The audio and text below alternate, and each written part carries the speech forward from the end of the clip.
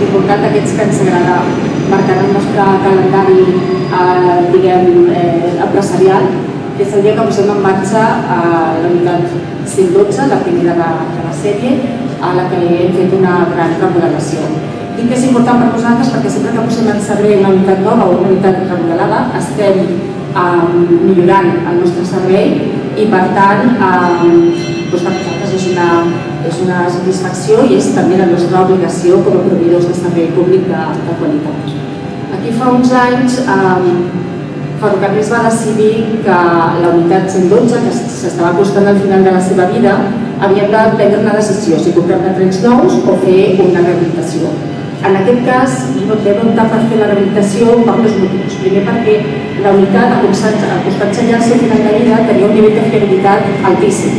Això no és gratuït, això és gràcies a que la unitat en si ja era una unitat bona de disseny, però a més durant aquests 30 anys o 20 molts anys s'ha fet una feina de manteniment excel·lent en les línies de ferrocarrils i això ha permès que arribi al final de la seva vida amb una qualitat de fiabilitat que permet que estigui dintre del servei exigent que tenim en aquesta línia. Per tant, a més, ens s'ha de donar una altra situació, que és que la pròpia unitat tingui les característiques que li permetin continuar donant aquest servei.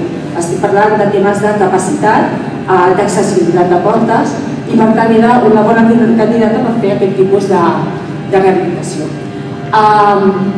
Vam decidir fer dos contractes perquè l'important de la fiabilitat ja ens encarreguem internament des de ferrocarrils, des dels serveis de manteniment, però de les prestacions de les unitats calia fer una rehabilitació.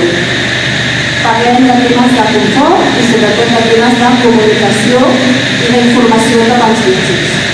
Vam tenir un contracte en dues parts, dos contractes diferents, que van guanyar empreses diferents, que agraeixo que hi hagi representants d'aquestes empreses avui en aquesta inauguració, que van ser Convo per la part d'interiorisme i la part de l'adaptació de tots els elements tècnics en el tren, que després explicaré, i la part d'Alstom, que ha sigut la responsable de tota la part més tecnològica, de comunicació i d'informació cap al viatger.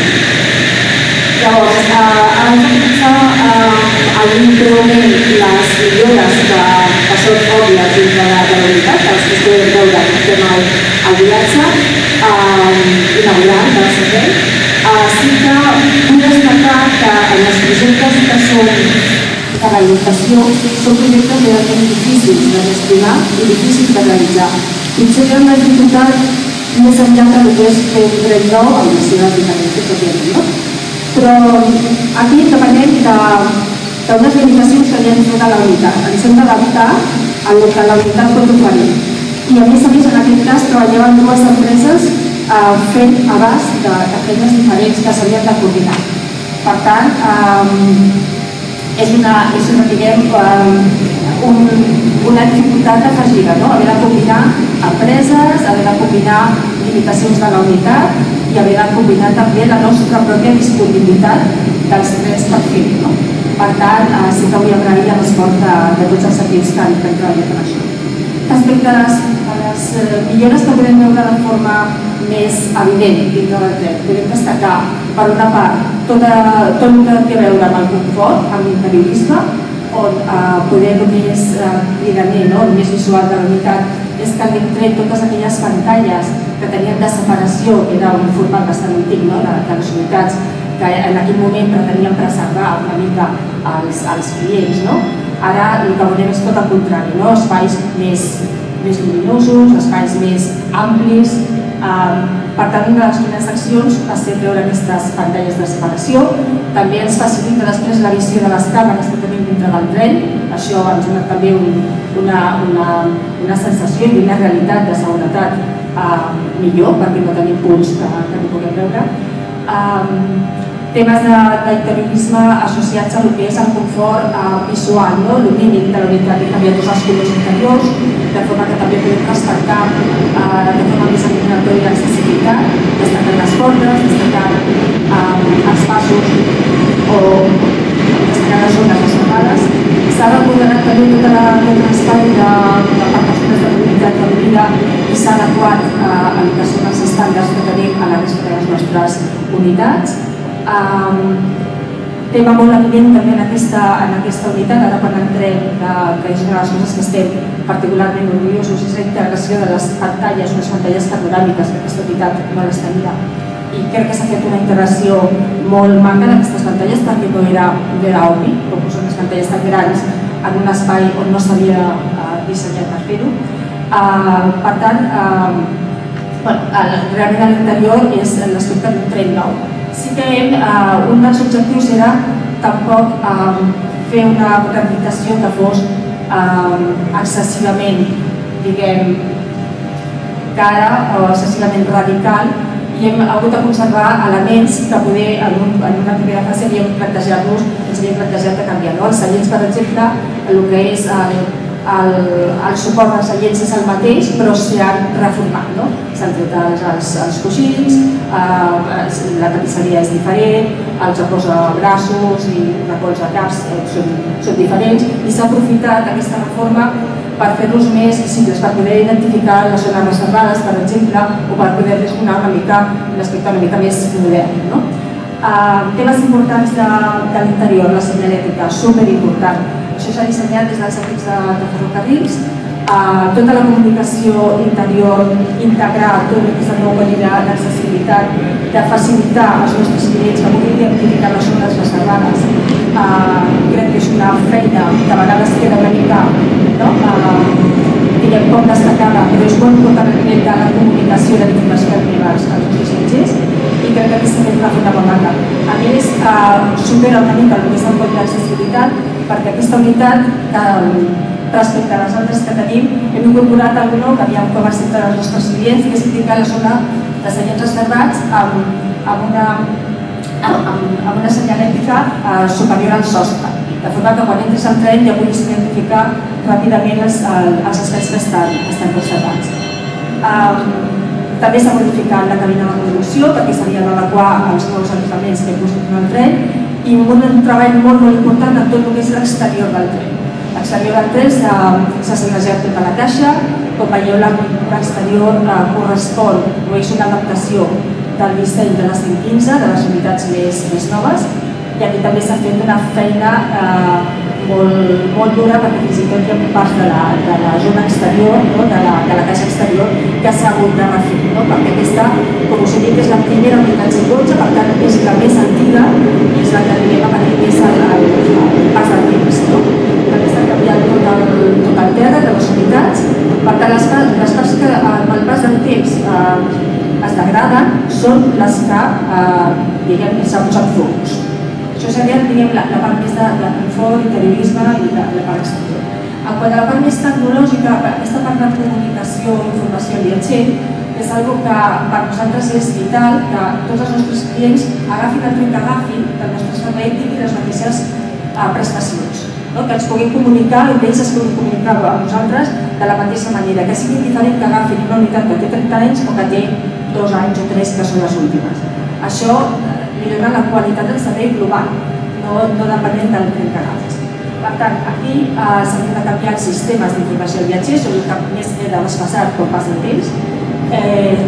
Hem posat pantalles, pantalles panoràmiques per canviar aquesta comunicació, s'ha canviat el sistema de megafonia i interfonia i canviat els altaveu també perquè la comunicació que tenim ha de ser, s'ha de poder entendre, ens fa molta ràbia quan agafem un tren i no podem entendre el que ens estan comunicant, sobretot en casos d'incidència, per exemple, que per nosaltres és un punt fonamental.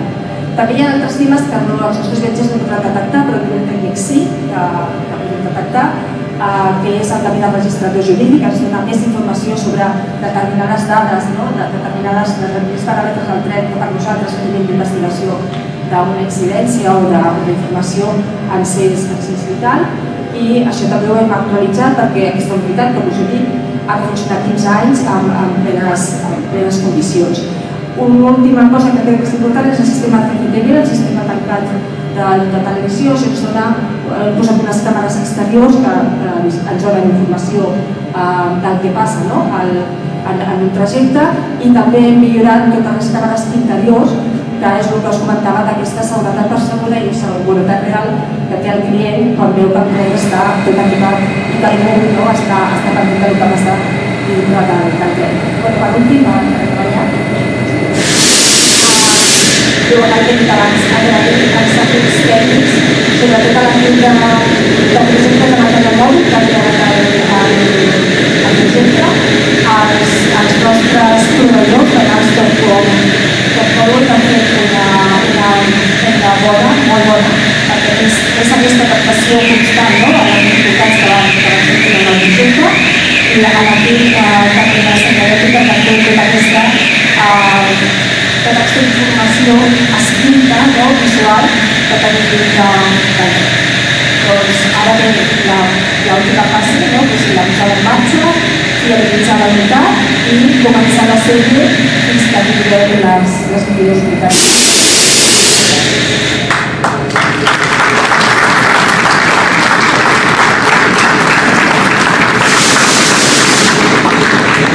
Moltes gràcies, Esther, molt ben explicat i molt bona feina també la que heu fet fins ara pel manteniment d'aquestes unitats.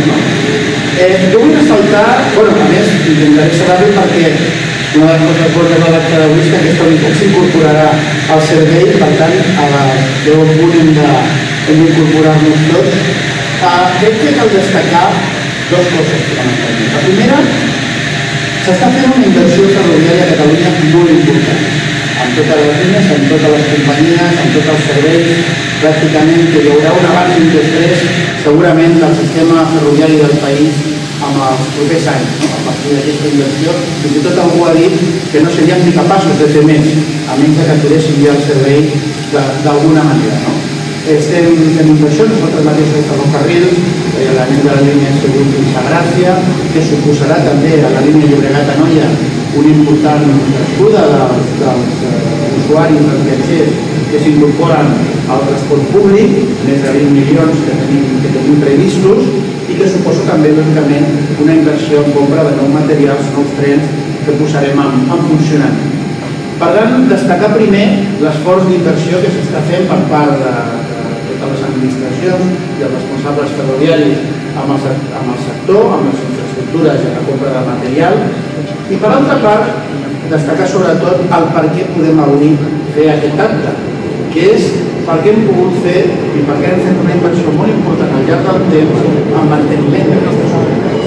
Avui, si no s'hagués fet una feina contínua des de fa anys a ferrocarrils per poder tenir el dia, per poder anar mantenint periòdicament, fer manteniments parcials, fins i tot fa 15 anys es va fer una renovació parcial de part d'aquestes unitats, avui seria impossible fer aquesta presentació que fem. No podríem mantenir la vida útil d'aquesta unitat amb aquesta inversió que hem fet si no haguéssim tingut tota aquesta feina de manteniment. Per tant, destacar com el manteniment es demostra que és una de les claus perquè funcioni el sistema ferroviari, en el nostre cas també el material mòbil, que el manteniment també permet estalviar diners.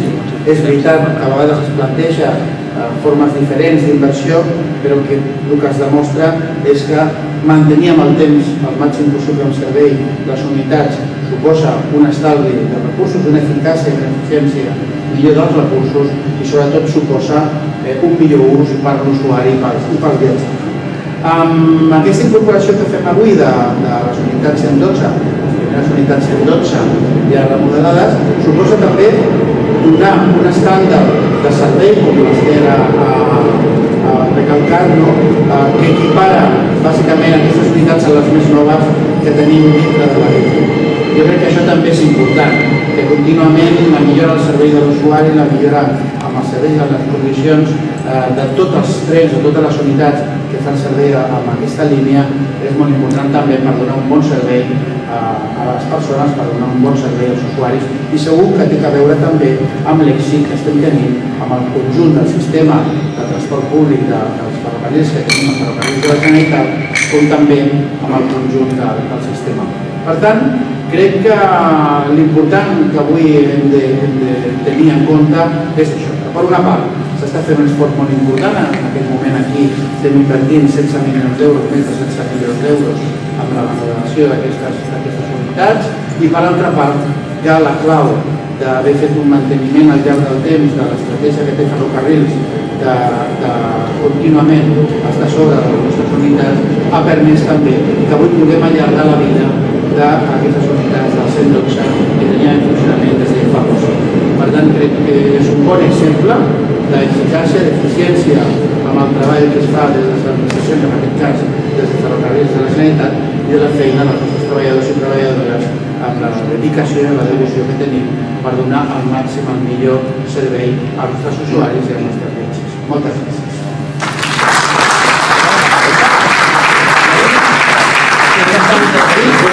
Sí, entenc que aquesta és la primera unitat. Quantes unitats més 112 es remodelaran i a partir de quan entraran en servei? I aquesta vida útil, que ha arribat al seu final, quants anys ha durat? I amb aquesta remodelació, quants anys més espereu que pugui durar?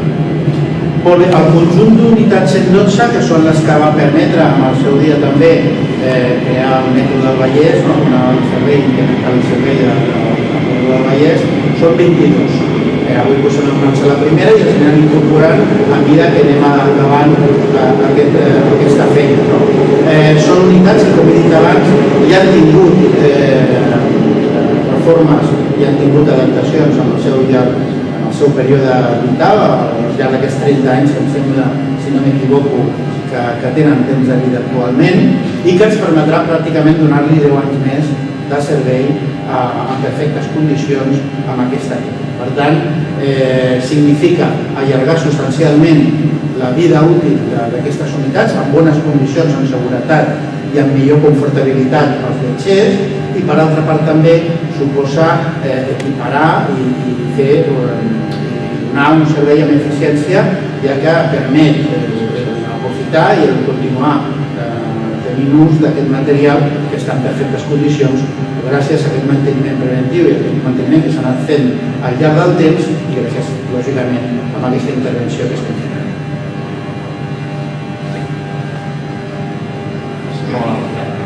No sé si amb la remodelació s'ha pogut ampliar la capacitat de passatge? No, pràcticament hem mantingut l'estructura del que era l'interiorisme, perquè si no ja estem alterant substancialment el que és la unitat, mantenir igual, però que sí, amb més confort, com hem dit, entre separacions, la visibilitat, el nivell de confort és millor per l'usuari, les condicions tècniques de serveis, l'USB, les connexions, tot això s'equipara a la resta d'unitats i per tant, però no un increment de passatgers. Alguna pregunta més? No? Doncs moltes gràcies, ara la podem gaudir. Gràcies.